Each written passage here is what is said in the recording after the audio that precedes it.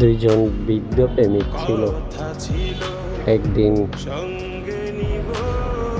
একটি রোগে আক্রান্ত হয়ে বৃদ্ধ মহিলাটি মারা যায়। ওনার স্বামী বলতেছে, চিন্তা করিও না, আমি তোমার কাছে আসতেছি। ওই মহিলাটাকে কবরস্থানে নিয়ে গেছে কবর দেওয়ার জন্য। জানাজার আগে হঠাৎ ওনার স্বামী যে কথা বলছিল উনিও মারা গেছে। মারা গিয়ে দুজনকে কবরস্থানে কবর দিছে।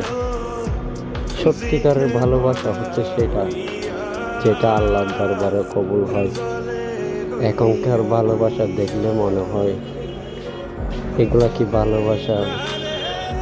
একটি ভালোবাসা টিকে রাখলে অবশ্যই মায়া দরকার। মায়া না থাকলে ওই সংসারে অশান্তি সৃষ্টি হবে স্বাভাবিক।